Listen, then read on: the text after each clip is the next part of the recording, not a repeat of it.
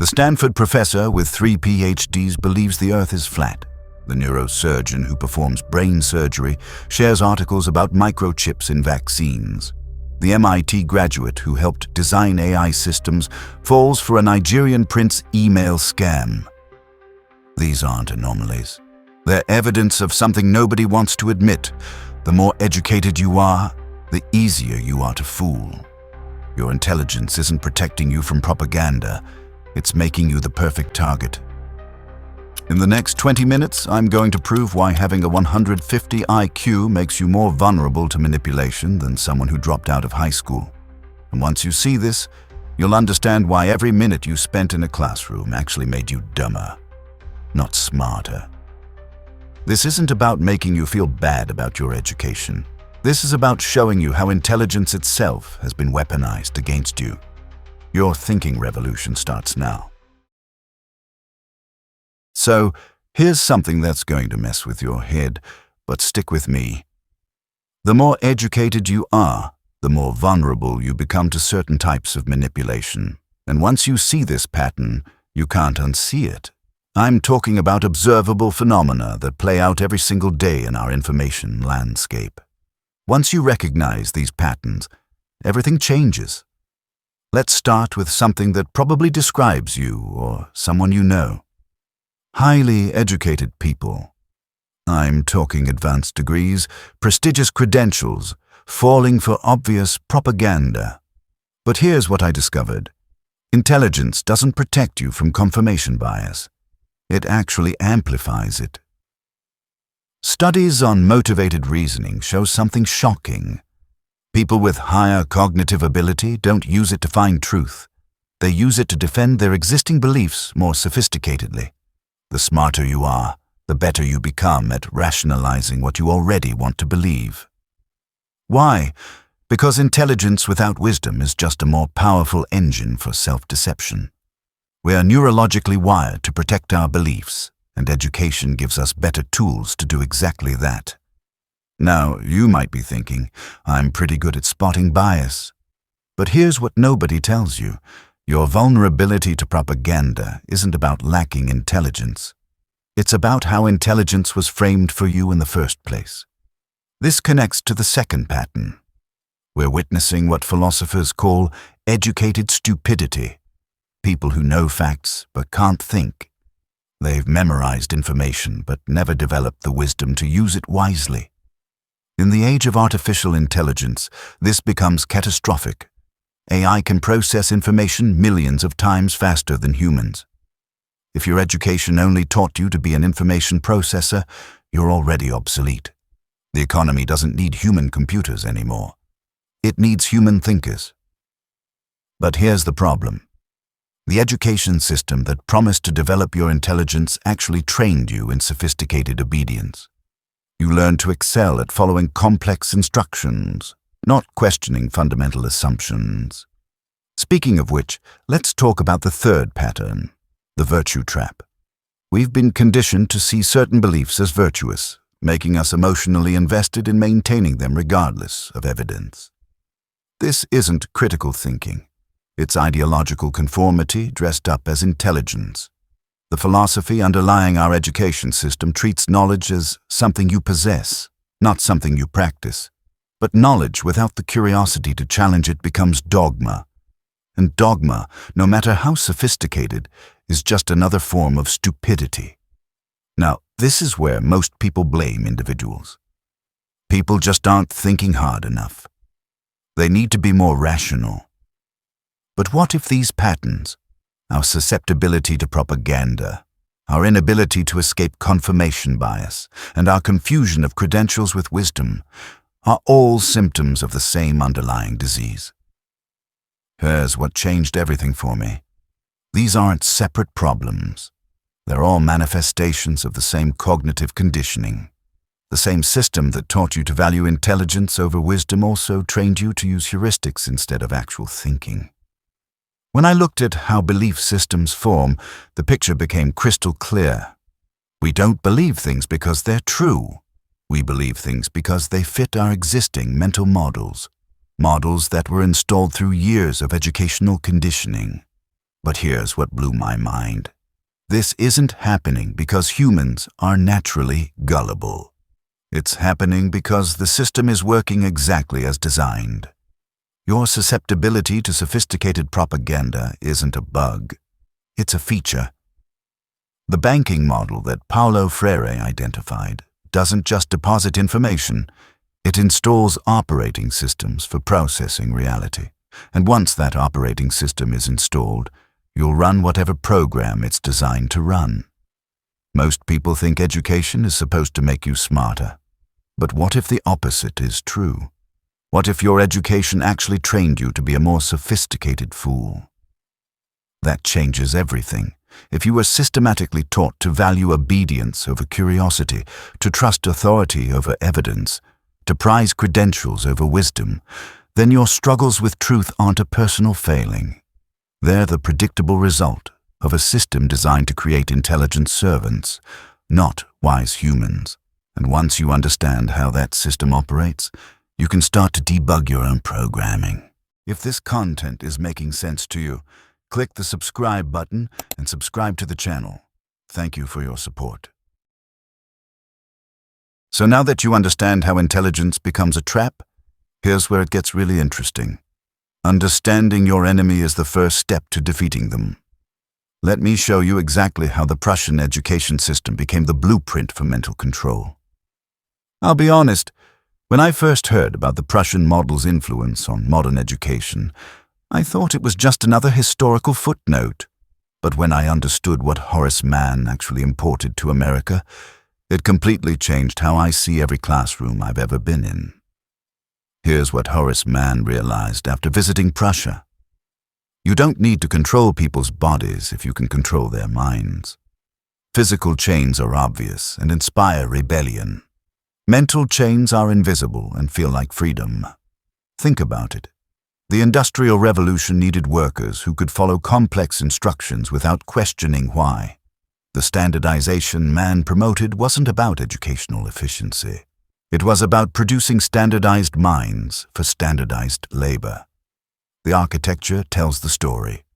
Fixed rows of desks facing a single authority.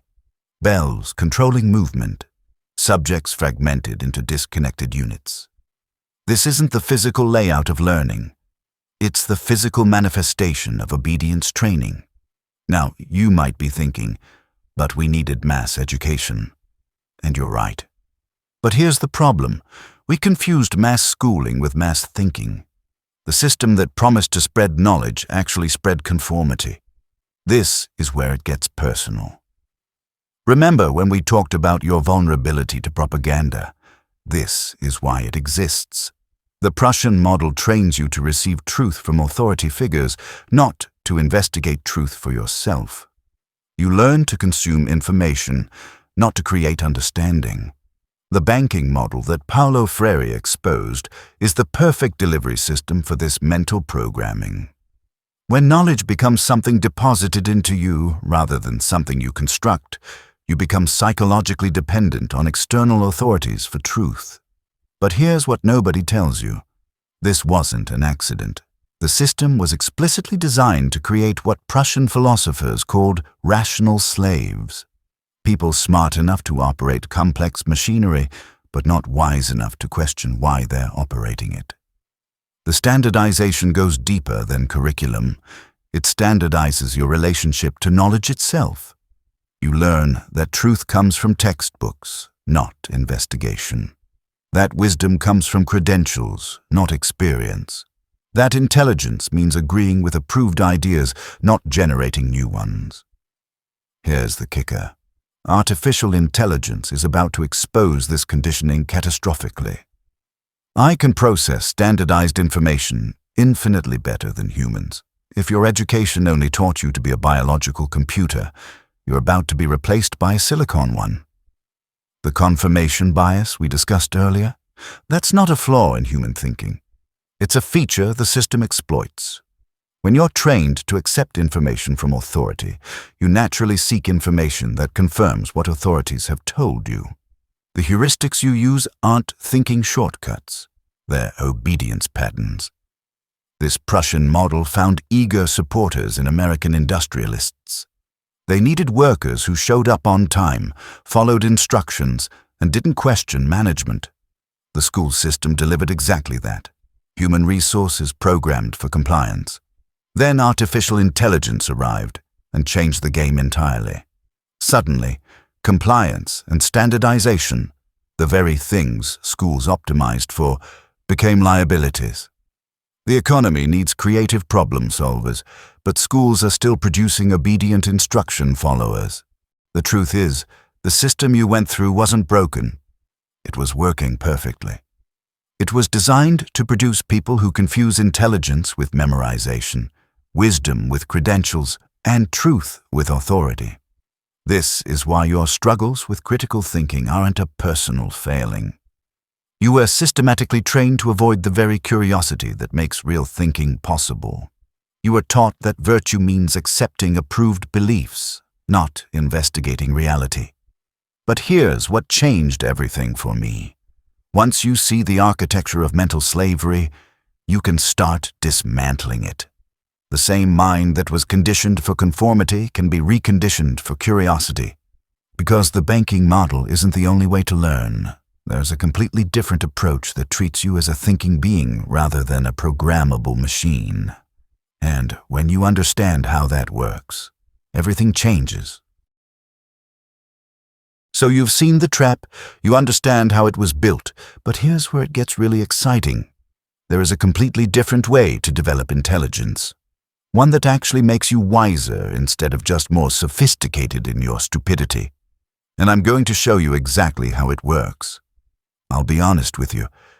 For the longest time, I thought intelligence was just about processing information faster or storing more facts. Seemed logical, right? But when I discovered what real wisdom looks like versus educated stupidity, it completely flipped my understanding of what thinking could be. Here's the thing most people don't realize. The difference between intelligence and wisdom isn't about quantity of knowledge. It's about your relationship to uncertainty. The banking model trains you to seek correct answers. But real intelligence emerges when you learn to navigate questions that don't have predetermined solutions. The philosophy of genuine learning starts with a radically different assumption. You're not a computer to be programmed, but a consciousness capable of creating meaning. This isn't some mystical nonsense. It's the foundation of how artificial intelligence researchers understand the difference between machine processing and human understanding. Think about it this way. In the banking model, truth is a commodity that experts possess and transfer to you. But in real learning, truth is something that emerges through investigation, dialogue, and the courage to challenge assumptions. The teacher isn't the sole possessor of wisdom anymore. They become what Paulo Freire called a co-investigator of reality. Now, you might be thinking, that sounds nice in theory, but what does it actually look like? And that's a fair question, because this isn't just some idealistic fantasy. There are real methods, real practices, and real results that prove this works. Let me tell you about how curiosity actually functions versus obedience. When you're driven by genuine curiosity, confirmation bias loses its power. Why? Because you're not trying to defend existing beliefs. You're actively seeking to test and refine them. Every contradiction becomes interesting instead of threatening. Here's what blew my mind. The heuristics that trap us in stupidity can be replaced with what philosophers call epistemic virtues, intellectual habits that lead toward truth rather than away from it.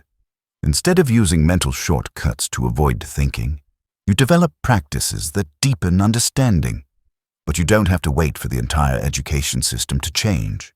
Right here, right now, you can start practicing what I call intelligent disobedience. The deliberate cultivation of curiosity in defiance of conformity. I'm talking about specific practices. Instead of accepting information, you investigate sources. Instead of avoiding contradiction, you seek it out. Instead of defending beliefs, you test them. These aren't just nice ideas. They're cognitive technologies that upgrade your mental operating system. This connects directly to what we learned about propaganda. Remember, when you develop genuine critical thinking, you don't become cynical, you become curious. You start asking different questions. Who benefits from me believing this? What evidence would change my mind? What am I not being told? Speaking of which, there's another approach that's been quietly revolutionizing how we understand intelligence. The recognition that wisdom emerges from admitting ignorance, not from displaying knowledge. Socrates figured this out 2,400 years ago, but our education system deliberately ignores it. Picture this. Instead of trying to appear smart, you become comfortable saying, "I don't know." Instead of using intelligence to win arguments, you use it to understand different perspectives. Instead of knowledge making you certain, it makes you humble. It's the complete opposite of educated arrogance. It's educated wisdom. Here's what this really means for you. The artificial intelligence revolution isn't going to replace humans who think. It's going to replace humans who process. If you're still operating on the banking model, you're competing against machines on their terms. But when you develop genuine wisdom, you're operating in dimensions machines can't access. This is why I said earlier that mastering intelligence requires mastering yourself first. You can't develop wisdom while you're still trapped in the virtue signaling of appearing smart. You have to fundamentally shift from performing intelligence to practicing curiosity. The beautiful thing is, once you understand this difference, you can start practicing it immediately. You don't need anyone's permission to be curious. You can start questioning assumptions, investigating sources, and embracing uncertainty today. We're building towards something bigger here. Because once you know how real intelligence works, you can't go back to being satisfied with sophisticated stupidity. You start demanding the kind of learning that actually makes you wiser, not just more educated.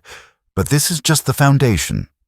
Now that you understand both the problem and the solution, the question becomes, how do you actually implement this in your own life?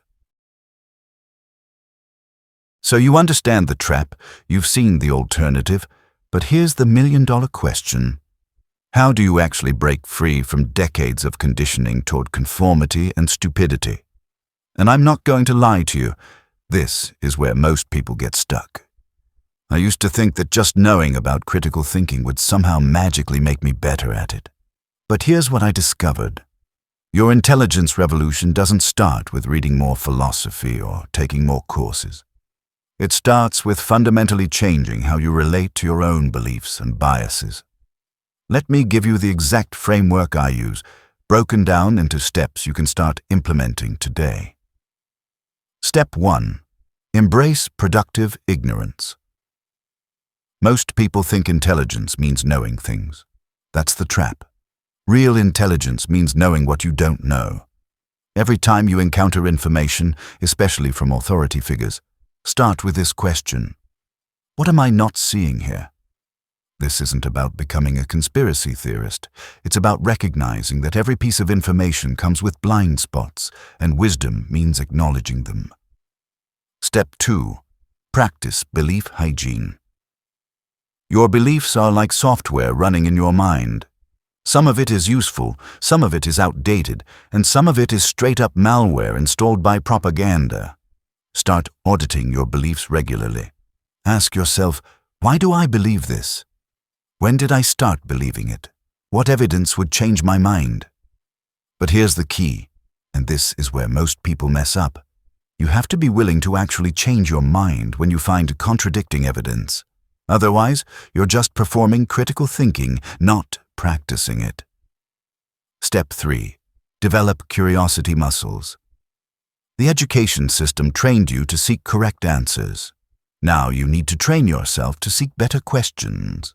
When someone makes a claim, don't immediately judge it as true or false. Instead, get curious. That's interesting.